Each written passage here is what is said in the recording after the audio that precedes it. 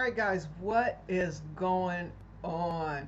Alright, I know you guys are excited to get through this course, and I'm trying to get it done as quickly as possible for you guys. But in this video, we're going to be talking about the basic photo requirements, okay, of doing field inspections, of residential field inspections. Alright, so what I've done is I've created a presentation for you. And we're going to go through this presentation. After you finish watching the presentation, feel free to download the document that'll be below this video. So without further ado, let's get into the basic photo requirements of this. Is like a standard requirements usually across the board for residential inspections.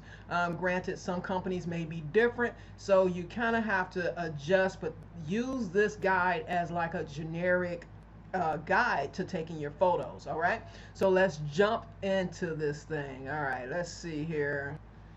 All right, so basically, again, I just wanted to let you know that please use this as a generic guide. Always consult with the company or your instructions on your work order, so that you can make sure that you have all the basic requirements that they are requesting for that particular job. So first things first, the basic photo requirements for each job, it has 7 core photos that you have to take generally for each property inspection. So it's 7 core photos, and then 2 occupancy photos that actually support that if a property is actually occupied. All right, so they want this information so that they can verify, so they can see any changes from month to month. Because keep in mind, usually once a property gets on a list, you'll be visiting that property generally month after month after month after month. So you'll see changes because you'll remember the property, and your photos will document any changes that has occurred. Let's say if the home hasn't been lived in, and for 3 months straight, maybe the grass is 12 inches high, nobody has cut the grass, and maybe there's been some changes along the way. See, your photos are important because it is a way for these things to be, or occupancy indicators to be documented, and rather that property is occupied or vacant. So this is why your photos are very, very important. So again, there's 7 core photos that you need to take, and then there's usually 2 occupancy photos that is required along with your photos. So a total of 9 photos. Now, some of the basic photo requirements here, some of the clients may want more photos, some may want fewer photos, but you always want to just keep this in mind. You want your front of the house, you want your front left, you want your front right, you want your address, you want the street scene in both directions, and you want your street sign, and then 2 occupancy indicators. All right, so your street scene, you gotta have, it's usually recommended that you have 2 street scenes, so in both directions. So you stand in the middle of the street, take a photo that way, and then take a photo that way. That's all it is. All right, the front of the house, we're going to go into some of these things a little bit later, but this is just a basic idea of what photo requirements are needed to complete these kind of jobs. All right, so the front view. All right, photos are always taken directly in front of the property. Okay, and you see how this photo is pretty much nicely squared in the photo. It's not perfect, but it is visible, and you can actually see the front of the property. There's no obstructions, there's nothing. It's a clear, crisp photo of the front of the property. The front left, generally you just capture the front left of the house. You know, it doesn't have to, you don't have to include all of the front unless it's otherwise specified in your work order, but usually it's just the side of the house. That way, whoever's viewing the photo can see if, you know, if there's any damages, see if there's any changes. Again, they want to see if there's any changes to that property. Okay, it doesn't matter if that property is occupied or vacant. All right, so you want your left side of the house, and then you want the right side of the house. And this way, the company, whoever's viewing the photos, are able to see if there's any siding damage, any roof damage, any gutter damage. So these are all the things that you may want to consider, because you will have to take photos of damages as well when it comes to a property. Next is a clear photo of the street address. That's just plain and simple. Just to kind of give you an idea, just in case there's not a street address or anything, a substitute photo can be a street sign. Okay? So, but you always want to be sure to try to get an address, because they want to verify that you were right at the right address, that you were at the correct address, and that you're taking photos of the correct property. Because there's been a lot of mistakes in the industry where a field inspector would go out and take photos, and they were taking photos of the wrong house month after month after month. And that actually caused some legal issues between the homeowner and the banks and things like that. So you have to be sure that you are at the correct property. All right, this is a basic photo of the street sign. The street sign, you want to capture both. You want to try to, if it has that two street names on there, you want to try to capture both of those names. Okay, not just a head-on shot of like Worthington or Chartwell. You want a 45-degree angle of the street signs, just like you see in this photo. Sorry about that. I forgot to change the caption at the bottom. I'll get that changed over before you guys end up downloading this, okay? All right, the next photo is the street scene photo. Basically, you want to take a photo directly down the street in both directions. It's pretty simple, it's pretty straightforward. If you can get landmarks in there or anything like that, that'd be great. Like this photo has a couple of houses. So if they happen to go on Google Maps to map that address, they'll know you're at the right location, or you know they'll know that you're in the right vicinity or the right location, because now you have houses and things like that that they can see, that's in that neighborhood. All right, so we're going to talk about the occupancy indicators. Again, I explained to you that at least 2 are required, okay? So the 2 required occupancy photos can be anything that you see at the property that helps you indicate that the property is occupied. That's pretty much what it is. This is just an example. I actually photographed this. This is a patio furniture, but usually vehicles, decorations, furniture for occupancy indicators, and they usually require 2, like I said before. But that's just an example photo. Now here's some more examples, because we're going to talk about a few examples so that you can get an idea of what kind of occupancy indicators are they looking for. Well, like I said, the first one was like patio furniture. You can look at trash cans.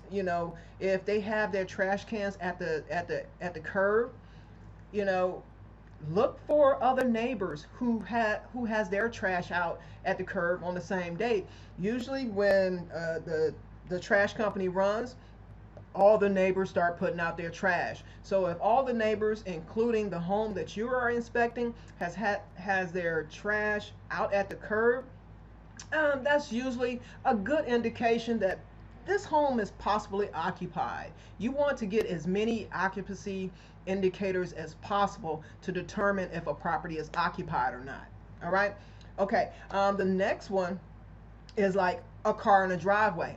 Now, I want you to be real careful with this one, okay? Because what happens is a property, and I've experienced this time after time after time, where a neighbor will actually park their vehicle at a vacant home so that it can look occupied. Okay, so you want to be careful. If you're able to go onto the property and you're not quite sure if the property is occupied, but there's a vehicle that looks running, now don't say a rundown, flat tire, busted up vehicle is an occupancy indicator, because that vehicle could have been abandoned. So what you want to look for is a working vehicle that looks like it's working. Okay, that is a better occupancy indicator. But again, be careful, because neighbors will park their cars at vacant homes. So if there's any case, if you have any, I suggest that you go up to the door. If you're able to go onto the property, I suggest that you go up to the door and knock at the door just to verify if someone lives there. All right. The next occupancy indicator that I look for are pets. Do I see pets in the windows? Usually pets will kind of sense you coming up, and you'll hear them barking. So I listen out for pets, dogs and things like that. I look for cats in the windows. I listen for dogs in garages, in the houses, in the backyards, and things like that. All right. So the next thing you want to check for is like personal property. Do they have decorations and things like that? Christmas decorations, holiday decorations. Are the lights turned on? Look for exterior lights, interior lights, porch lights, things of that nature. As you can see in this picture right here, you see, there's trash at the curb, there's a vehicle in the driveway, there's holiday decorations. So for me, that is a solid indication that someone lives there. Now, some of the other things that you can look for is like, depending on the weather. Uh, does it have tracks in the mud, or does it have, or in the snow? Does it have holiday decorations? Do you see kids' toys? Is the lawn maintained? Do you hear dogs or see dogs outside? Do you see people at that residence? A lot of times, what will happen is sometimes you'll have a homeowner or someone in the backyard, or on the side of the house, or you'll see them, but it's important that you never photograph people. Okay, that's something that we do not do. We don't photograph kids, and we don't photograph people at all. And so just the last thing is basically, anything that will actually help you indicate that that property is occupied, you want to document, and you want to photograph if you can, because the more occupancy indicators that you have, the more chances that job has of not coming back to you for a redo or a recheck. All right, other occupancy indicators that may be required. Things like a door card. We're going to be going into letter delivery, but this is this is considered an occupancy indicator. It's just basically showing that a letter was left for this homeowner. And basically they kind of use this as too, if that letter is still there the next month, more than likely the people have moved out of the property. But sometimes that's not the case. So it's very, very important that we pay attention, that we just don't call something occupied when it's vacant, or call something vacant when it's occupied. Oops. Let me back up one. All right, now the next occupancy indicator photo that you may have to take is the no trespass signs. Because there will be times where you cannot access a property because of a no trespassing, and you are not allowed to go past a no trespassing sign if you are unsure if that property is occupied or vacant. Okay, so if you can't determine occupancy, then you have to take a picture of the no trespassing sign and basically document why you were not able to complete an inspection.